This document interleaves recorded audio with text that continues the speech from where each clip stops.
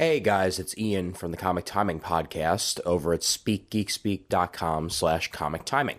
What you're about to hear is a recording of the podcasting panel from this year's New York Comic Con 2010, a geek's guide to podcasting and blogging. It was recorded on Friday, October 8th, 2010, and it was moderated by Brian Deemer of Comic Geek Speak. And I will take it to Brian Deemer now for the panel. Enjoy. I'm one of the hosts of the Comic Geek Speak podcast. My other host, Peter Rios, was supposed to moderate, but unfortunately he couldn't attend the convention this weekend, so he had to I'm dance. Here. That's right. So before we begin, let's listen to these guys just real quick, 1 second each. Introduce yourselves. 1 second. Hi, I'm John from the... Got me? I'm John from the Legion of Dudes podcast. I'm Charlito from Indie Spinner Rack. I'm Daryl from Fixers Hideout, No Apologies, and the Nothing's On podcast at Comic Book. 10 more. I'm Ian Levesine from Comic Timing. I'm Sean Whalen from Raging Bullets. I'm Christopher Naisman from Around Comics, 11 O'Clock Comics, and I Can't Really Comics. So what we're going to do here, and we've done this before up at Fan Expo in Toronto and down at Heroes Con, is we're just going to take a real laid-back approach, and basically anybody can ask whatever question they want for us for about podcasting in general, and we'll just do our best to answer it in kind of a real, just natural conversation, and whatever you feel like talking about, you ask us, and we'll talk about it, and we'll involve you in the conversation. If you have thoughts and ideas, we'll just talk back and forth, and because really this is for you guys, whatever questions you have. And then we'll just kind of go from there. We'll see. It evolves. It's a little different on every show because different people have different things they want to talk about. So, who has a question? Right here. Go ahead. What is the ideal podcast length of time? How long do you think it should be? Because well, Sean has to answer this question. I'll repeat the question. The question is, what is the ideal length of time for a podcast? Should it be 15 minutes or should it be 15 hours? I think it's really close to how many licks it takes to get to the center. I've been on shows that are 15 minutes. I've been on shows that are 2+ hours. And I think it's different for whatever your taste as a listener is. A lot of people like to hit that 1 hour sweet spot. I think that's a good goal, but average commute times. Yeah. It's a good workout at the gym, because we all go to the gym. But I think it's just whatever you're comfortable with as a listener. If you want to talk for 10 hours and it's entertaining, then it's good. If you want to talk for 15 minutes and it's entertaining, that's fine. But I think the baseline is talk for however long you can and remain entertaining. Were you kind of wondering, I'm going to yell, I'm going to eat this thing. Were you kind of wondering if it makes a difference of the time of how many listeners tune in? Does that make sense? I feel like some people, have ADD and they just, get distracted very easily. So, unless, you're going to keep it, to the point, you shouldn't drag on for an hour unless you absolutely have to, unless that's the kind of audience you're looking for. But can we close the doors in the back? There's a lot of noise coming in. I think it really depends on the topic that you're talking about more than anything. Because if you have a topic that can actually warrant a long podcast, I say go for it. Like if you're talking for instance, like an overscope of the DC universe, that's going to take a lot more than 15 minutes to really do. But if you're talking about one specific issue of something, unless you're really, really, really going in depth, like some people on this panel. Hey, come on, you do it well. But sometimes that can only take 15, 30 minutes, so that really only warrants that. I think the answer, though, is that there's a variety of audiences out there. So I think you shouldn't try to make your podcast everything for everybody. You should know what you want to do. That way your listeners know who you are and what your approach is. So I think that there's exactly what you said, just from your statements, I can tell what kind of podcast you're looking for, which is great. There's a lot of tremendous podcasts out there that fit exactly what you said. I think that's one of the great things I like about listening to podcasts is the sheer amount of variety out there.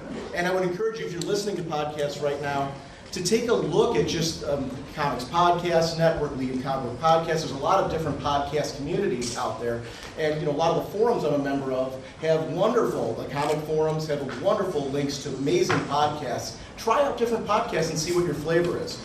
We tend to be a longer podcast, but a lot of our listeners work long days. And we've had comments from artists, we've had comments from people who work all day long that really like the link and they actually ask for more. And the nice part is we enjoy the recording that we do. So I think that's important because if you're enjoying what you're recording, then your audience, you're going to find an audience base that fits that. So I think rather than trying to be everything to everyone, just understand that there's going to be some people that don't fit into your podcast and respect that. And just have your own identity so people know who you are and they know whether or not you're the right choice for them. Good. It's a great question. Anyone else? Turn it back. Have any of you guys had successful enough podcasts to quit your normal job and just fully focus on the podcast? All of them. We all live in a cardboard box in Central Park. Well, no one on this panel has. There have been some success stories. We've gotten to the point where the show pays for itself. Where are the success stories? Well, iFanboy. Well, yeah, iFanboy is really turning into a business, and they've done a great job. But I think everyone on this panel will probably agree. We figured out a few years ago that a podcast in and of itself is not enough to bring the bacon home. It can be a part of a much larger picture. So if you look at iFanboy, they're a website, they have video, podcast, audio, several audio podcasts, and now they're a part of a bigger company. To do a podcast by itself, I don't think that right now the listening audience is large enough to create the ad revenue that it would take to for me to come home and say, honey, I'm going to quit my job and I'm going to podcast professionally. It is the goal, though. I mean, for me personally, it's a goal. I love this more than my day job, and I really hope that one day it'll be possible to do that full time. Sure. For me, it's actually not a goal. For me, it's more about a community of indie artists, small press, who are coming together and gives them a place and a voice and a place where they can meet each other and nurture that burgeoning talent that no one knows about yet, kind of. It's new, fresh. Because we know there's no money in indie stuff. And for me, there was a time where that was a goal for me. It's like, hey, we might be able to get enough sponsorship to actually turn this into at least a part-time job. That sucked a lot of the fun out of it for me, and it's whenever I came to the realization that, hey, you know what, I started doing this to have fun, and whenever I stopped having fun and it became, a job, it's not, I have a job. I don't want to do it. So having fun with it became my primary focus again, and I'm much happier about it. I think that just like comic books for me, podcasting is a hobby, and it's a really fun one that might take a little bit of time out of the day, but as long as you're enjoying what you're doing, just like reading a comic book, podcasting is just like that. If you're having fun doing it, go ahead and do it. If you want to try and make money off of it, you can give it a go, but first, just really like what you're doing, like what Chris said, like what everybody seems to be getting at here.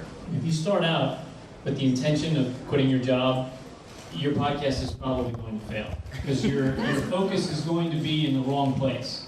Because you need to figure out what your show is first, you need to figure out who your audience is first, and then figure out what your audience wants from you. And if you're comfortable giving the audience, if that meshes with what you want to do, then maybe you can make a living out of it. But first you have to figure out what it is that you're doing first. When we started our podcast, it's a DC-only podcast, so I knew I was going in with a narrow scope. I'm a school teacher. I love my job. I think one of the things that kind of goes back to the time question from before, I think one of the things I love about the podcasting medium is that it's very flexible. So I think whatever your intention is with it, I think you can, like you said, you can grow it into a business for the people that are interested in doing that. And if you want to do it as a hobby, that's great. I think one of the things that I enjoy actually about all the podcasts sitting here is we all treat it, though, as we're doing it professionally. Like, I do it as a hobby, but I take it very seriously. And a lot of that is due to the podcasts that came before me with their professional attitude towards it. And it's really great that I feel it's a wonderful medium to create something that you're very proud of in the end. And I love, it's very rewarding. Yeah. A lot of time put into it, but it's very rewarding. Through this silly medium, we've all been given an opportunity to act professionally, to market the product and try and create something that sounds professional, even if it is done by quote unquote amateurs. And that's a lot of fun. Trying to get the best audio quality or trying to have something that's really radio ready is a lot of fun. You listen back and you're like, yeah, you know what? That was hopefully entertaining, and that's what it comes down to. Yeah. Next question. What would you consider professional podcasting or blogging? Like, what are the criteria? Professional? That's a really good question. You make enough money? Well, I'll give an example of one I think that is clearly professional. It's not a comic book based, but one of my favorites is This Week in Tech. Right? Leo Laporte's got hundreds of thousands of listeners. He used to be on television, so he has a national radio show. So clearly he was already a professional, and then he decided to talk, and people wanted to listen. And it's a mega show. I mean, the guy makes millions of dollars a year podcasting. So that probably makes it professional. He's got a full studio and all that stuff. But in podcasting, the beauty of it, right, is that the bar of professionalism is so much lower than, say, television. We have set the bar so low. For example, the equipment that you need to do a podcast, right? You could buy if you wanted to be really professional, you could buy a $200 mixer and a $500 microphone and use your $1,000 Mac. And you have a professional podcast. You have the potential to have a professional sounding podcast. If you want to do a professional TV show, you need millions of dollars worth of equipment and actors and all that stuff. And so the barrier to entry to be professional is much lower. Absolutely. Well, and I think one of the things that's a little difficult too is that I know that my show is mainly via Skype. Like I'm talking to somebody from Orlando as my co-host, and then having quite possibly somebody that could be as far as the UK or Australia on as well, and somebody that might very well be in New York but not in the same studio as me.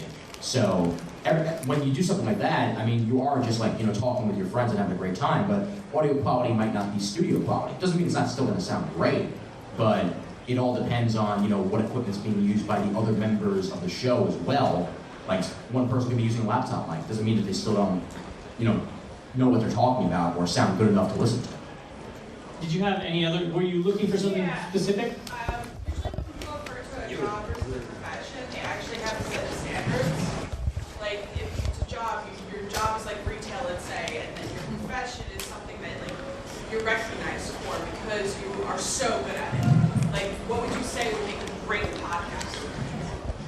Oh, I have no standards. I think being consistent is a big thing. I think all of us have gone through the realization that if you're putting out a weekly podcast or a daily podcast or a monthly podcast, put it out daily, weekly, monthly. So I think consistency in when you release your product is very important, and also format can be loose, but I think if you're going to have a show, you have a show. And if that's just 3 people or 4 people talking on Skype about what's going on with comics or what they're reading, that's fine, that's your format. You can go much deeper than that, but if you're going to approach it as a professional, I think those are the things that you look at. It's like, how often are we going to do it? How are we going to do it? And and who are we hopefully talking to? So I don't know if there's any set of actual standards, but there's great threads. I know there's a podcasters thread at the CGS boards that's been alive for a couple years, and it's got some great advice from folks who've been doing it for a long time that will give you a much better idea how to get started. Well, and to dig a little deeper as to when is someone defined as a professional, I think, for example, when we first started and we wanted to get our first interview, you email some creator and you're like, hey, we do this podcast, and they're like, okay, kid, whatever. But then somebody says yes, and then you do a good interview with them, and then you tell the next guy, well, we've already interviewed this person, and then they start to recognize that you're serious and that you're real and that you're not just some fanboy who wants to have a conversation with their favorite artist or something. And then they start to respect you and they start to treat you like a professional.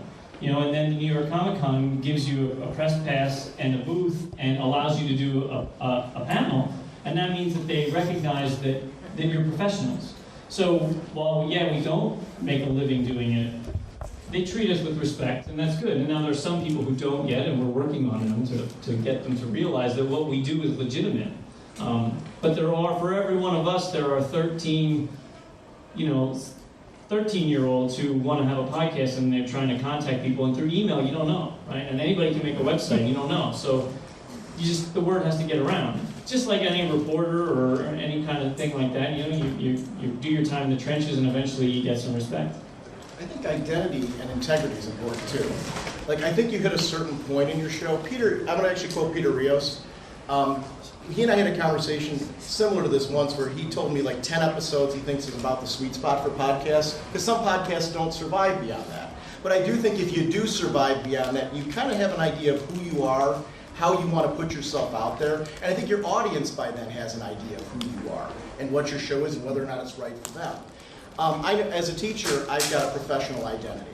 Things that are important to me and how I want my students to view me and the parents. And I feel with the podcast, I have a podcast identity. Something, it's very much me, but it's also something that when people hear my show, it's who I am, it's what I'm about, it's how I view the industry.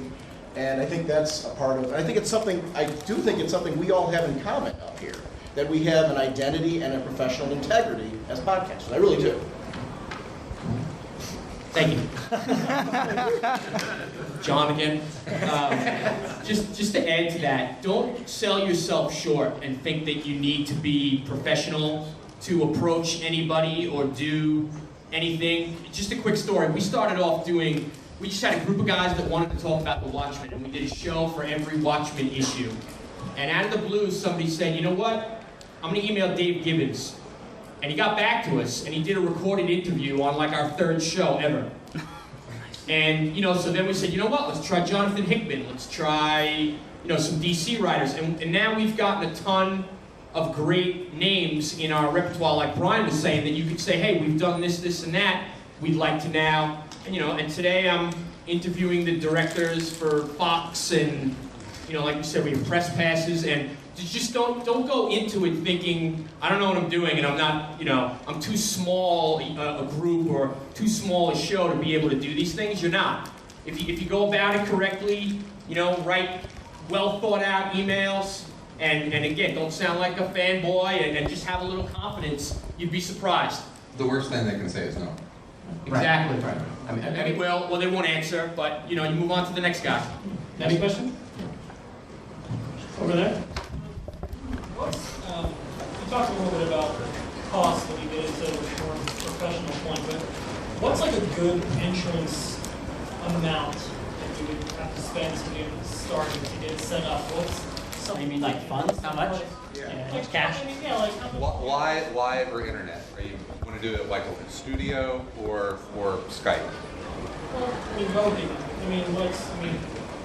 What's just like, what makes it equipment do you use? What amount do you think? Not dirt cheap, but what's like a good starting bid? No. Brian talked about it. It's, $400, $400, Yeah. Yeah. Our 4-person setup for Around Comics was about a $200 Alesis Firewire mixer. We started out with cheap, like $30 mics. We ended up getting upgrading due to our wonderful sponsors, TCBS and stuff. And ended up upscaling our mics to like $100 mics. We had $400 Yeah, mics. don't skimp on the mic. Yeah, the mic. It's the key to the whole thing. Cables, the whole thing. Start with your computer. Most people have a laptop or something that they can already use. GarageBand, if you're a Mac user, it comes free with it. It's a really nice editing tool. So yeah, $400 is probably good to start with a basic mixer and some basic mics. It's one of those, the longer you do it, the more your ear is going to want better quality. But don't go out and spend like $1,200 and then like 2 months later you're like, this blows. I don't want to do this. I mean, it's kind of like any other hobby, right? If you decide you want to ride bikes, you probably go buy a $600 bicycle because it's awesome, and then a year later you might stop riding. Or you go running, I'm going to buy $100 Nikes and I want to play golf. I'm going to buy a $3,000 set of clubs. Yeah, anything. So you got to put a little money in, but it doesn't have to be crazy because you can get really great quality. Like the mixer that we used was a freebie, but we have one that we use on the road. It was like $79, and it sounds great. Well, you can use like Total Recorder. You can download like $20. You can download Audacity or Pamela just to test it first, just to see if you just test it with a friend. Talk about a book, review a book that you want to, just something that you like, review it. Take a half an hour, test the episode, put it up. Pay for Hitcast or whatever. It's about $9. Put it up and see if you like it, and then take time and do the next episode. You do something else, but you have that window to get better every time you do an episode, and you get feedback from other people, and you take that in, and you show other people, you let other people listen to it, and you take feedback. And if you have an open mind when you do it, you can get better with your product. Building on that and the professionalism, if you record something and you listen to it and it doesn't sound good audio quality wise, or you find yourself bored to tears, don't release it. It's okay. You're the only one that'll know. And what's great about podcasting too is that I know that the setup that I started out with is not even close to the setup that I use now. I had this really bad desktop USB microphone that I was using, and a Skype recorder that dropped 3/4 of my calls. And now I'm using hardware to record the Skype, and I'm still not using a mixer to this day, but I have good mics. And really, as long even if you want to skip on the mixer, if it's just going to be you and a friend, I found this one cord called an XLR splitter that costs $2 on eBay, that I use even right now at New York Comic Con, that I'm using into my laptop. And yeah, it changed my life because to this day I haven't had to spend the money on a mixer. If I ever decide to do a studio thing where I've got 4 or 5 people in a room, yeah, I'll upgrade, but I don't have to right now, and I like the way my show sounds. And so far nobody's complained, so that's something. Thank you. Another question? Yeah. Any tips on editing without a mixer? You can't ask me because we don't edit our shows. Okay, well, I do a lot of editing. Do you do? Yeah, I do the main editing on my show, and I'm anal about it. I'll actually go in there and I'll get rid of the ums, ers, and uhs. You don't have to. If you don't want to, then you're gonna save yourself hours. but you can use Audacity. If you're using Windows, I use Adobe Audition. It works wonders. It's professional quality audio, an audio editor that will cost you a little bit, but you'll see the difference there. But if you don't want to spend that, Audacity is a really good thing to use. Y'all are still on GarageBand, right, Brian? Yep, absolutely. Man, it comes with a Mac. It's multi-track, which is great. I love being able to record on multiple tracks. And this is a studio setup because I can turn Sal off. Yeah, I love GarageBand. I think for a free program, it's robust, and you can do pretty much anything you want for quote unquote a talk or talk radio format. I love it. And to practice and try out editing and recording, it is free on most platforms. On the Mac, like you said, GarageBand. Well, Audacity's on all platforms. Yeah, it's free. It's Mac, Windows, and Linux. Yeah, It's and totally free. And there's a huge support base out there, so you can search forums. If you got questions, and there's going to be and somebody. Plugins galore too. Whatever you want to do in Audacity, you can probably do. And it is all free. And as far as testing out, I can't stress enough testing out on the mics that you already have, equipment that you already have, to see how it sounds, and then decide from there what you need to do to improve. Do you need a better mic? Because I've had podcasts that I've listened to where I've talked to the podcasters afterwards, and they're using a mic that's half the cost of the ones that I bought. So definitely try it out first with the equipment that you have, and then make your plan from there as far as what upgrades do I need to make, based on how much you're enjoying it. I think that definitely will pay off for you, especially starting off. Next question. What would you recommend doing as the best method for getting some readers for if you have a blog, or even getting listeners to letting them know that you exist and that you're out there? Yeah, the question, in case you can hear it, is how do you get people to listen to your show or read your blog? And that's kind of like the million-dollar question. Produce. Yeah. Produce. Right. If you're a blogger and you want people to read your blog, write blog. Do it seriously. Do it a lot. It's you guys probably know search engine optimization more than I do. The way that people find you through Google searches or just hear about you is by producing content, and it can be slow going. But if you want to be a blogger that people read, blog. And now blogging, has the advantage of, since it's all text, Google finds that, and people can find it easily. If you're podcasting, you get an hour-long episode. The only thing that Google's going to search is the little one paragraph you write about it. So you better write good keywords in there, and you better have that linked on a website. If it's just on iTunes, Google doesn't search iTunes. So you got to have a blog to list your podcast so that Google can find it so that people will listen. And that's tough, right? It's a challenge. Now, I'll tell you that like at least 70% of our listeners come through iTunes. Yeah. So iTunes is where it's at. But iTunes is the Wild West. I mean, there's 1 million podcasts on there, and how iTunes ranks you based on how many new subscribers you have that week. But if you get 1 or 2 new subscribers a week, you're going to be at the bottom of the list, which is why no one's subscribing. You got to get to the top of the list. How do you do that? You got to get somebody to talk about your show. Something, right? We haven't done an Around Comics episode in about a year, and we're still in the top 4. Which tells me that something's flawed there. Well, right, because people go and look at what the top 5 are, they listen to those, and then they subscribe, and then the next guy comes in, and now it's still in the top 5, and it just keeps going. It's a perpetual motion machine, kind of thing. I think Go ahead. No, go ahead. I think cross-promotion works wonders. Cross-promotion works wonders. When we started out 4.5 years ago, it was really great that other podcasts were kind enough to shout us out. The only thing is just you have to understand that podcasts get a lot of people sending them emails all the time saying, hey, can you shout out my show and things like that. Not everybody's going to be able to just because they're trying to run their own podcast.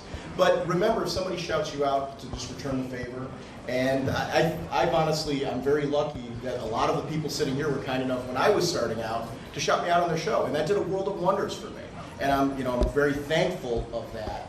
That's where our show is where it is today. So definitely, try that out and just be kind about it and understand that if they don't do it, it's not because they don't care or anything like that. It's just because it's very hard with the sheer amount of podcasts out there to try and keep up with everybody. But just keep trying and be respectful, and people will shout you out and put up links. Just return the favor. And Facebook and Twitter and all those things, you can mention what you want to talk about, what the subject is, and talk to people on message boards. If you want to do a Batman podcast, go to a subject of Batman and just talk about it. If you're knowledgeable about the subject and you have good dialogue with people, they will come to your show. They will give you a chance, and then they will talk to other people and suggest podcasts. I do it all the time. Every time I hear a podcast that I like, I go and I suggest the podcast to other people. But you guys do best in podcast. Yes. Which is great. Which is awesome. I appreciate it every time. That's it. The community is huge.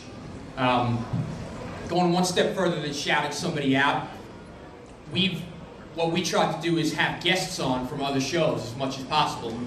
We've had Daryl on, Ziggo, and a bunch of these guys. And if you're doing a Batman show and somebody's out there doing a great Batman podcast, have them on. They're going to be knowledgeable, and probably on their show they're going to say, "Hey, I was a guest on so and so show," and check them out as well. It goes a little further than asking for the shout out. It's kind of more of a give and take relationship. And again, just like they said, the message boards, Twitter, Facebook, follow as many people as you can. They'll start following you back, retweeting, and that's what we found to be our biggest growth in the last year. The most hits are coming from Twitter. Next question. We're just starting out, and if we could find out what are the top things to avoid, and conversely, what you wish you did earlier in your podcast journey that you can kind of give a heads up to that you want to do this, if there's anything. So again, the question was, what do you avoid, And what would we have done differently in the early days to make things different? Well, I would say, first, more than anything, when you're going to share your opinion, don't be rude to a creator. You know, like don't say Rob Liefeld is a bleep and bleep and bleep. You know, I mean, if you don't like his stuff, say why. Where's your yellow hat? Right. I left it at home. Sorry. But you know, I mean, definitely try and think about what you're saying before you're saying it, before actually just saying it. You know, because you might before you know it have people. Enemies. Right? Exactly. And you don't want to be making enemies in this business. You want to be making friends. I mean, you can be critical about something without being disrespectful. Without bashing. Right. And be honest in your opinion. And talk about something that you love. Don't come into it if you halfway like it because other people find it popular. Because then they can tell when you don't care about the subject. So always talk about things that you like, because you have to sit up there on a mic and talk for at least a half an hour. And people can tell when you don't care about what you're talking about. So always do that. I'd say right out of the gate, set some goals for yourself, what you want your show to be, and then start working towards them. I mean, there are so many pitfalls in this. What kind of goals are you talking about? Well, you know, it's you know, and talking to Brian and Jim and you know Ron and those guys from my fanboy. It's, you know, I think we all had aspirations of podcasts growing to something that, you know, was going to be, you know, maybe bigger than it is now, and it still has that opportunity to. And I think we all wanted to be at the bleeding edge of that. My priorities and goals have changed since then, and I'm just back to having a good time with my friends. You know, things, you know, I mentioned earlier, it's stuff to avoid is if it doesn't sound good to your ear, it's not going to sound good to someone else's ear. If you record an episode and it's a turd, you know, that's okay. We've all done it. I've probably got, you know, in the vault probably 10 or 12 episodes where I'm just like, man, you know, okay, yeah, there's too much bourbon that night. It's just not going to happen. I think that's important, especially now. We had the benefit of starting our show within the first couple of months that podcasts existed. People were excited that there were podcasts. They didn't really care if they listened to a couple episodes and they kind of sucked, because it was all new and exciting, right? Imagine the first guy who ever watched a movie, it could be the crappiest movie ever, they're like Moving Pictures, you know, that's exciting. They're talking about Flash, this sucks. So, but nowadays, the audience is a lot more discriminating. They know what sounds good. They're listening to shows like Leo Laporte's Twit, and that's done as like a professional show. So if your first two episodes, if they're not so great, if the audio's crackling because your $20 Radio Shack microphone isn't cutting it, don't release it, because someone's going to listen and then they're never going to listen again. So you need to raise the bar for yourself right from the get-go, otherwise you're shooting yourself in the foot. I think that's the biggest mistake, because people are, like Daryl said, people want to try new podcasts. They're trying podcasts all the time, but they only need to try it once to make it in their mind. I avoid taking things personally too. You get a lot of criticism in podcasting, and then you'll get a lot of positive comments. Usually the positive comments, because the people who are looking for your podcast outweigh the criticisms. But there's going to be a couple people that are going to send you those emails where your show just wasn't for them. And, you know, just respect the fact that they listen to your show, and because that goes back to keeping a reputation for yourself. You know, if you definitely feel that the issue was that you're not their show, just be respectful of them, because, you know, ultimately they may come back. I've had listeners who have critiqued our show and then have come back later because they found that they missed something, or so. I mean, you got to keep that in mind, that those people who walk away may return and find that, you know, you ultimately were what they were looking for. And I don't know. Okay, when I got a nasty email, I just emailed Charlito back and told him. That's why I have this bitter face on the whole time. Next question, right here. If you deal with like copyrighted items, like let's say you would have played a clip from a movie or just like a theme song or something. Obviously, no one has the money like the Clear Channel has, like for a radio company. You know what? I just let it rip. And there's a song we have that we play on our intro, and thank God this band hasn't found us, or they don't care, or they like us enough that they let us use it. We just let it rip. And so we play stuff, and we just see what happens. And if we get contacted, and someone says, quit running that, then we'll do it, whatever. But I'm going to be straight about this. Podcasts usually are not big enough to be targets. Yeah. So, I mean, unless you're putting on an episode where your episode is, this is the audio from this movie, and you're going to play an entire movie, I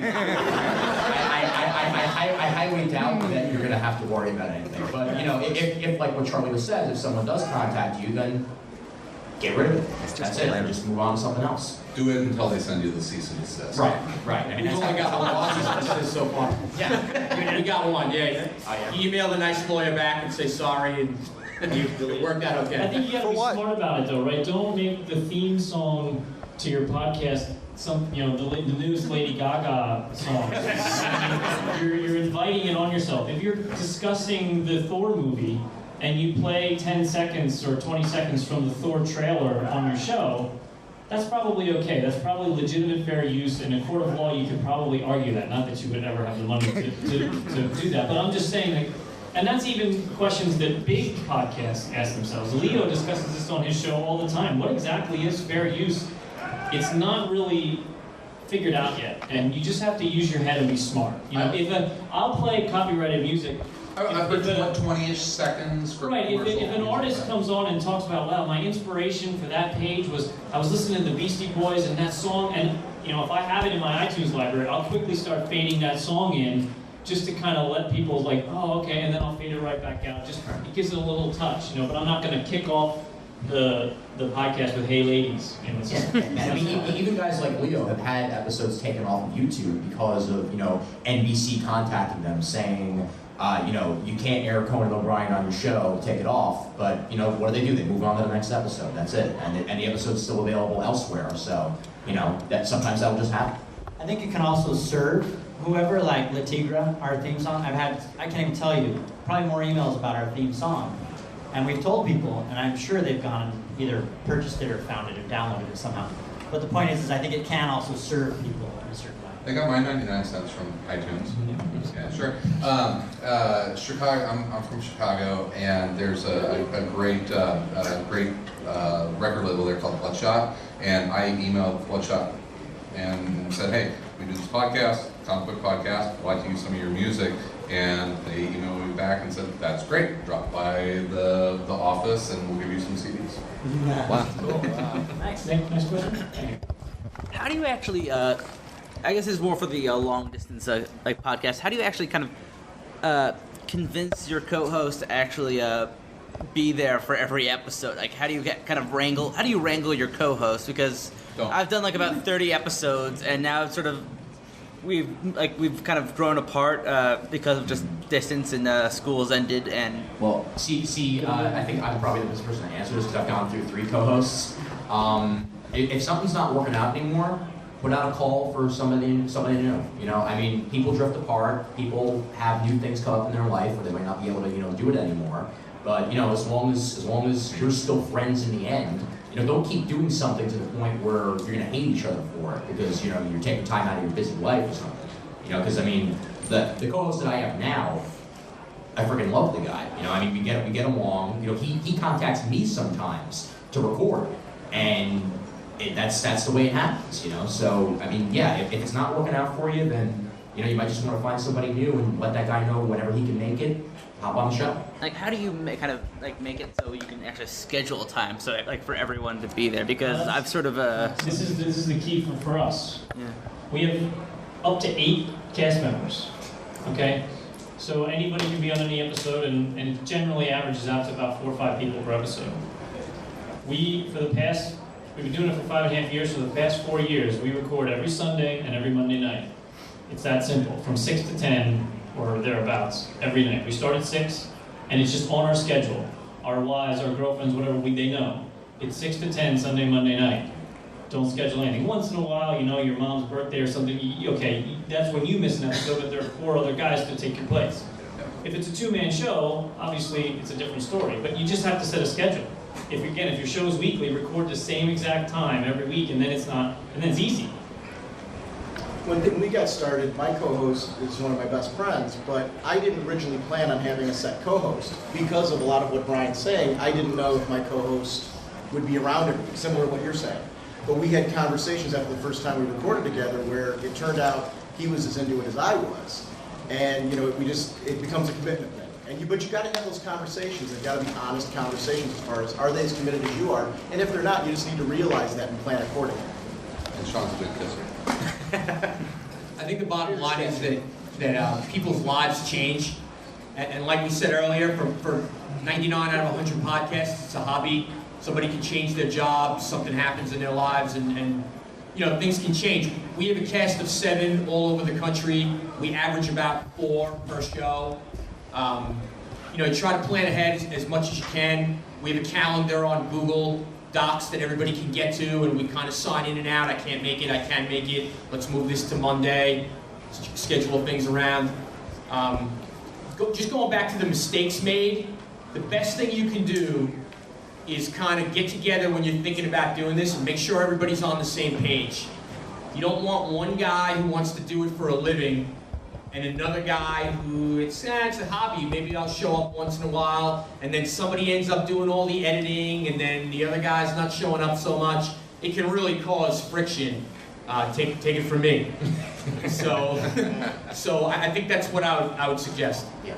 And if you have a scheduled recording and for some reason your regular co-host can't make it or whatever, I've had instances where literally 2 hours before a show my co-host has to cancel due to different obligations. I immediately hop on Twitter, and usually Daryl's around to hop on when necessary, and we get a show out.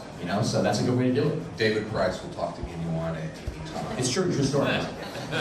You gotta have people that are into what you're doing. You have to have somebody. If you're gonna do Spider-Man podcast, you gotta pick somebody who is into Spider-Man. Or if you do a podcast that's about different subjects, have a group of people that, 2 of us are going to be on the Superman one because we read Superman, the other person doesn't. Be flexible. Don't take it so personal, but have people that are dependable and that'll be honest with you and say, you know what, I'm not enjoying it anymore, I don't want to do it.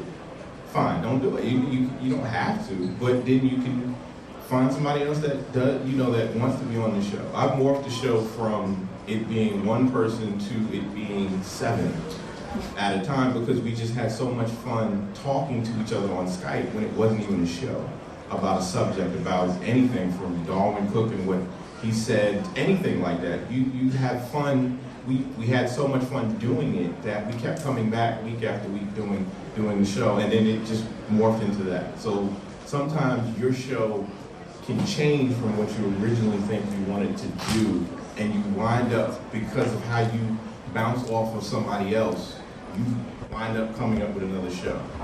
So you just be flexible on that. Next question.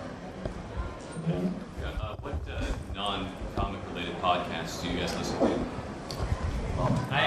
There was a girl here that left, Keith and the Girl. They were here, and I used to listen to their show. I don't know if anyone listens to that show. What's the name of it?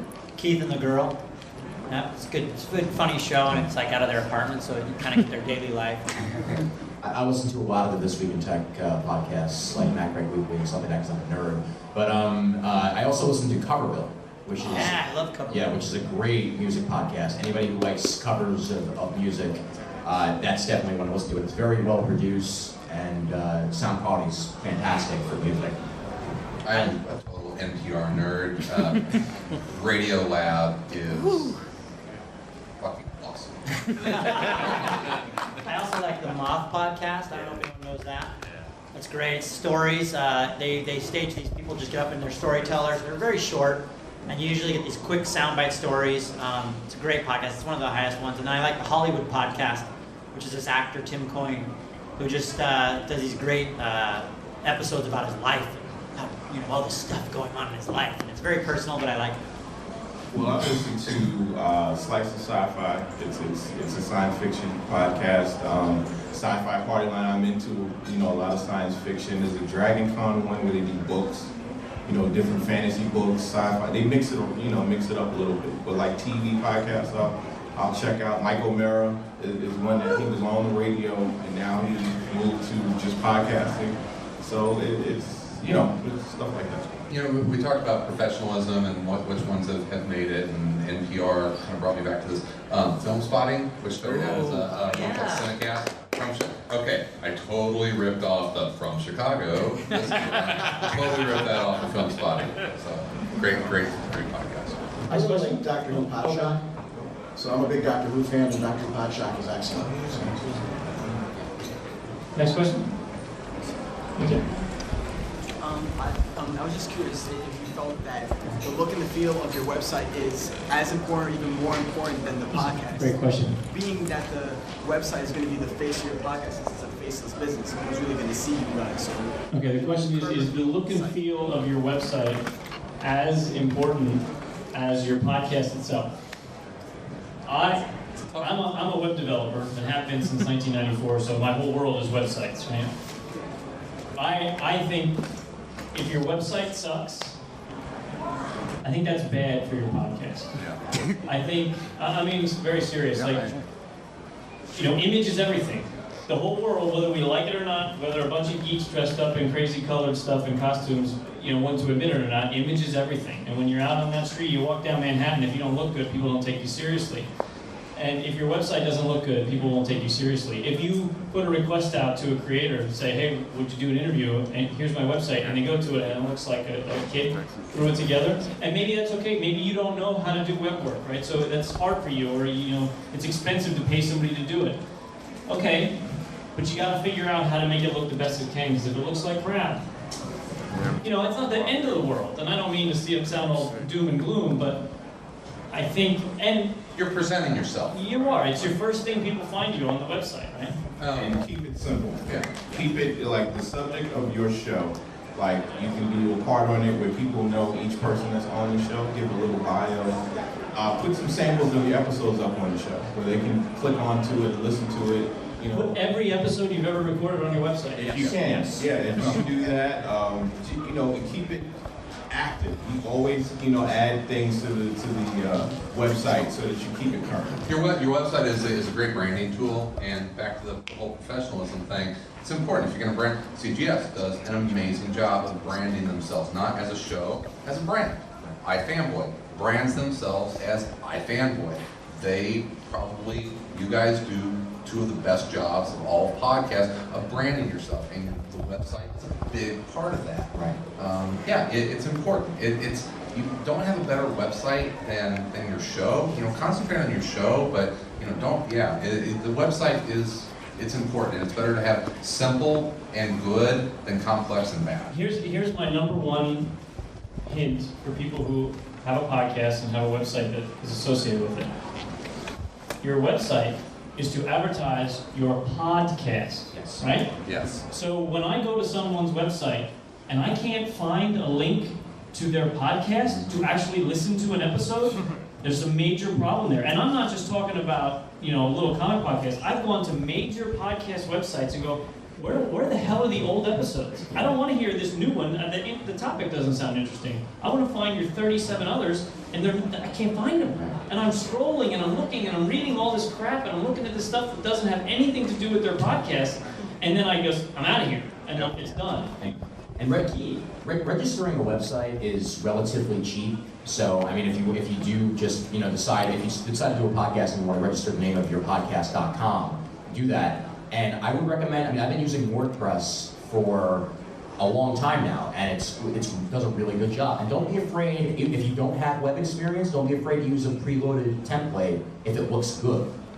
And that's part of it. I mean, there's tools as well, like Blueberry PowerPress I use, which is a great plugin to have immediate MP3 download links on every single post you do. It offers a streaming option for people who can't download things at work and stuff like that. So that's pretty cool. And what I did as well was, you know, for like art for the website and for the podcast, ask your listeners. You know, because sometimes you have some really talented listeners that might be willing to just give you stuff for free. And stuff for free is a lot cheaper than paying somebody. Well, and if you want to, Libsyn is probably the biggest podcast host out there. Their cheapest plan is $5 a month, and it includes a blog and everything that all is tied through. You go to this nice little secret web page, you log in with your username and password, you upload your episode, and boom, it just updates the website and puts it on iTunes and all that stuff. And it's $5 a month. And then they serve an unlimited number. You can have 1 million listeners, and it's fine. It's still $5 a month. Podcasts without Libsyn would be like cars without gasoline. Seriously. That much. Hey, unlimited bandwidth, that was scared us. Whenever we first started, we had 230 listeners our first episode, and I got Sal coming down to my office like, oh shit, we're almost out of bandwidth. It's like, and then we found Libsyn, so you don't have to worry about it. It's a big deal. And Libsyn, God bless Libsyn. Yeah. Next question. Do you tend to find that more review podcast versus like a thematic podcast works better? Like you can either review a book or a movie, or kind of like base it around a theme or an idea. The question is it what's more appealing, a review-based show or a theme-based show? I do both. So, and I mean, I usually have a set time of the month that we wind up doing our review episodes, and we didn't used to do that until we introduced it, and we were getting listeners saying that they really enjoyed our reviews. So we kept it going, and that was a way to do it. So really, I think it's more important what you want to do. Like if you just want to do a review show, do it. And if it works for you, great. If you just want to do a topic show, do it. That's great. But, you know, another great thing is you let your listeners know if you want to decide to do a review show, you can even poll the audience and see what they want out of it. You know, I question, to some extent, I question the sense in polling your audience, right? This is a fine line, right? Because, like in the advertising business, right? If you make 3 samples of, you know, which one of these designs do you want? And every designer is like, yeah, that third one, that sucks, but I had to throw it in there because I needed 3. The client will inevitably pick the third one, the one that sucks. That happens every single time.